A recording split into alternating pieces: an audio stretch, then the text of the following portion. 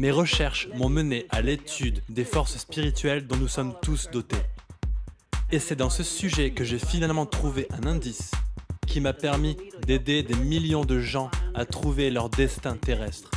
Je voudrais vous décrire ma découverte dans les termes les plus simples possibles, car cela va vous révéler pourquoi il est vrai que tout ce que l'esprit peut concevoir et croire, l'esprit peut l'accomplir. Quel que soit le nombre de fois où vous pouvez avoir échoué par le passé, quel que soit votre but ou bien vos espérances.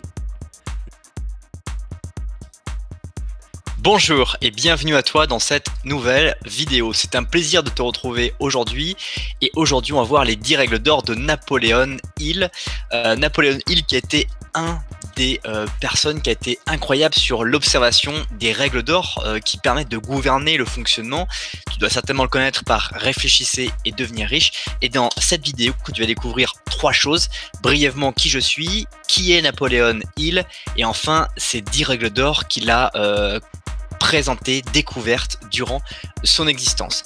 Assure-toi bien d'être dès maintenant armé de patience ou d'un bon petit café puisque je t'offrirai un petit cadeau dès la fin de cette vidéo pour te remercier du temps que tu as consacré à cette vidéo. Alors qui je suis? Je suis Ogier Dolé, je suis salarié, entrepreneur, rentier et actionnaire et j'aide chacun à basculer vers la réussite de sa vie en l'aidant à améliorer son corps, son esprit, ses relations et ses finances. Je t'invite dès maintenant à t'abonner à la chaîne YouTube pour ne pas rater les prochaines vidéos ou redécouvrir les vidéos les plus populaires. Alors qui est, ou en tout cas qui était Napoleon Hill? Napoleon Hill était né le 26 octobre 1883 à Comté de Wise, dans la Virginie, aux États-Unis. C'est un auteur américain sur le marketing personnel. Et notamment, il a développé le pouvoir des croyances personnelles et de leur rôle dans notre succès personnel. Il a été en fait disciple d'une personne qui, je me souviens plus le nom, mais en tout cas, qui lui a demandé de travailler pendant plus de 30 ans à savoir qu'est-ce qui faisait la différence entre les personnes qui avaient réussi aux États-Unis et les personnes qui n'avaient pas réussi. Il a fait des observations, il a fait des entretiens, il a fait des rencontres, tout ça afin d'écrire le livre que tout le monde s'arrache, Réfléchissez et devenir riche. Un livre qui te présente justement comment tu dois réfléchir, comment tu peux travailler ton esprit avec des croyances positives, des croyances personnelles correctes qui te permettent de te construire et qui peuvent te permettre de devenir riche.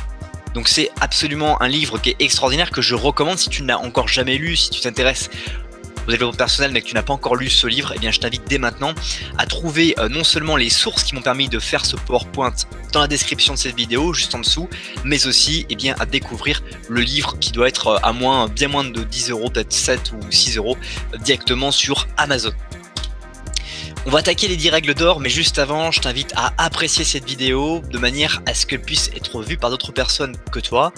Et je t'invite également eh bien, à commenter, à me dire dans les commentaires la règle d'or qui a fait le plus d'écho en toi, qui a le plus de sens par rapport à l'ensemble des règles d'or que je te présente aujourd'hui. Alors la première règle d'or de Napoleon Hill est d'avoir un but précis. Et j'aimerais réutiliser cette analogie qu'il utilisait précisément. C'est qu'un jour il est arrivé dans un cours où on doit, vous savez, utiliser en fait des arcs et des flèches pour tirer dans les cibles. Et dans ce cours-là, il a vu quelqu'un qui était extraordinaire, qui mettait toutes les flèches dans la cible au centre. Et à un moment donné, Napoleon Hill, ce qu'il a dit, c'est je peux battre votre champion alors que je n'ai jamais touché des arcs et des flèches en termes de score sur les cibles. Et alors là, tout le monde s'est dit mais c'est pas possible, etc. Et là, il a dit si, je peux le faire, mais je n'ai qu'une petite condition. Il faudrait mettre un petit handicap à votre champion. Vous lui bandez les yeux et il ne pourra pas tirer comme il tirait au précédent avec son regard. Et c'est la même chose, vous allez vous dire, mais où veux-tu en venir, Ogier? Là où je veux en venir, c'est que quand on n'a pas de but, eh bien on ne peut pas tirer vers ce but. Ou quand on a un but mais qu'on n'a pas défini les étapes de ce qui va se passer pour atteindre ce but, par exemple, mettre sa flèche dans son arc, tendre son arc, viser, lâcher sa main, tout avec un blocage de respiration.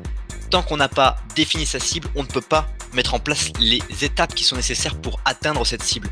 Et encore moins, tant qu'on n'a pas la vision de notre cible, on ne peut pas savoir où est-ce qu'on va tirer, où est-ce qu'on va viser. Et aussi, cette analogie qui est intéressante dans Napoleon Hill, c'est que deux flèches tirées avec un petit degré d'écart ne vont faire aucune différence sur le premier mètre, mais sur 10 km vont aller sur des cibles entièrement différentes et pourront peut-être même rater la cible de 10 à 20, 30, 100, 200 km de différence. Donc c'est intéressant d'avoir un but précis, c'est pour lui la première règle qu'il a notée et observée chez les entrepreneurs américains du 19e et 20e siècle. Avoir un but précis, quel est ton but précis? Qu'est-ce que tu cherches à atteindre au travers de ta vie? Voilà la question de cette première règle d'or que tu peux te poser et écrire, inscrire sur une feuille. Deuxième règle d'or, c'est soyez pacifique avec les autres.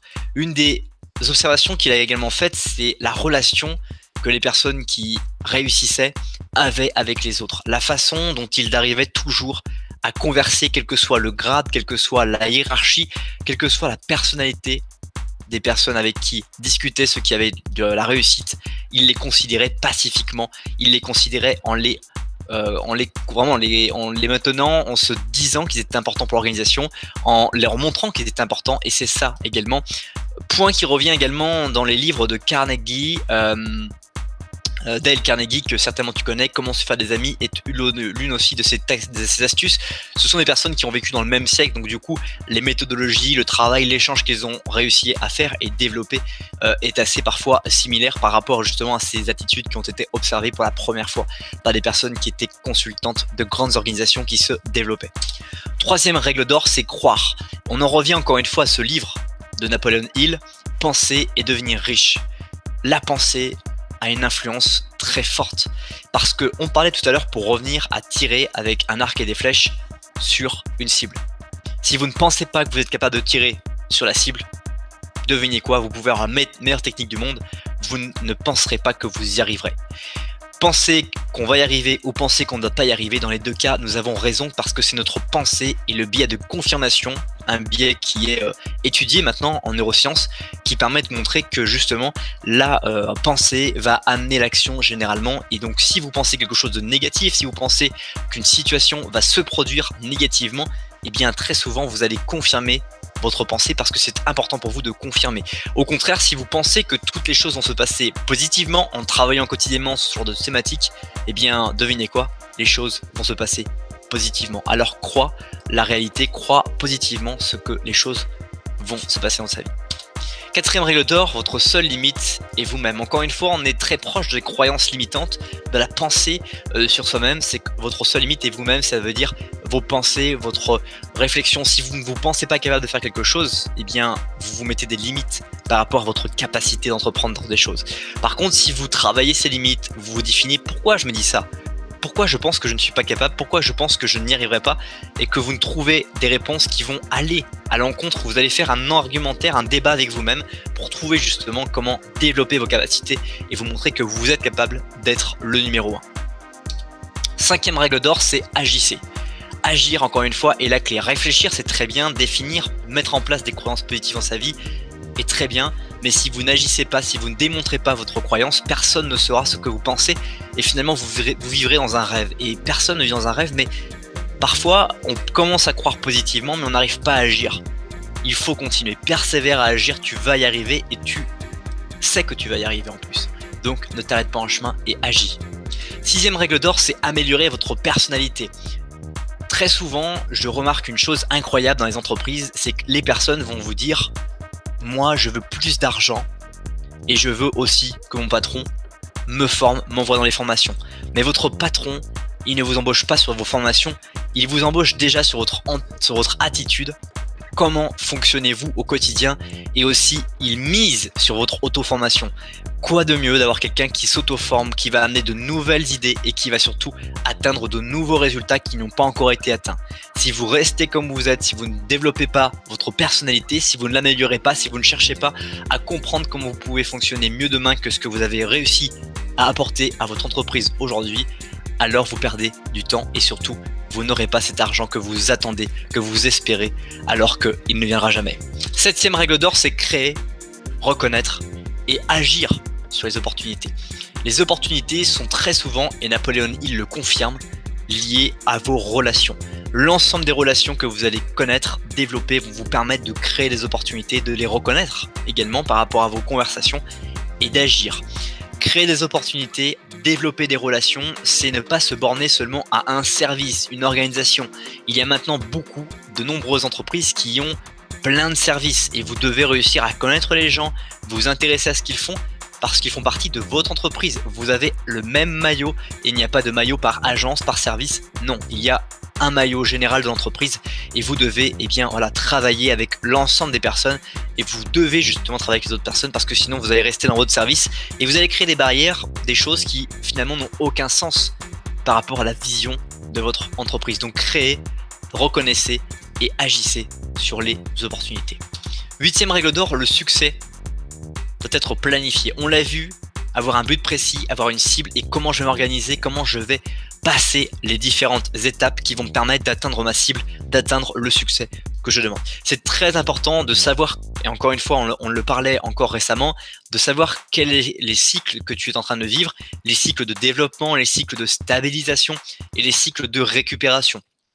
En sport, dans la vie de tous les jours, on doit toujours prendre conscience de ces cycles. Si tu ne les connais pas, je t'invite à regarder par analogie l'ensemble des vidéos que je parle sur le sport, dans lesquelles je présente justement ces différentes phases, ces différents cycles qui te permettront justement de trouver comment tu peux mettre en place un cycle qui te permette de pouvoir récupérer, de pouvoir retrouver de l'énergie parfois, de te développer, de te stimuler, de te fixer de nouveaux objectifs, tout en ayant cette vision long terme que tu veux de l'œuvre de ta vie.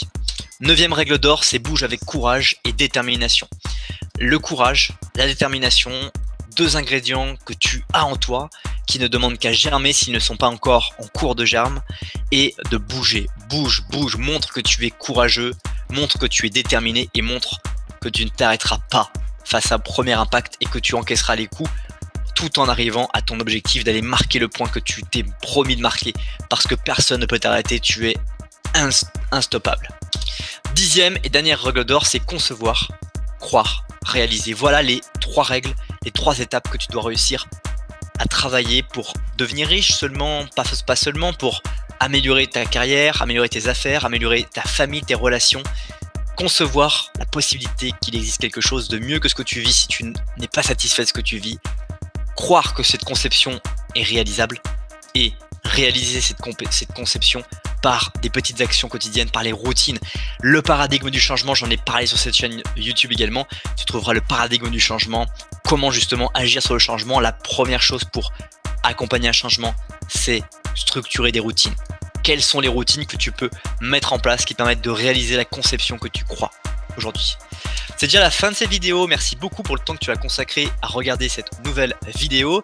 Si ce n'est pas encore fait, je t'invite à nouveau à t'abonner à la chaîne YouTube, à apprécier la vidéo, éventuellement commenter, me dire dans les commentaires quelle règle préfères-tu, laquelle t'as-tu fait sens.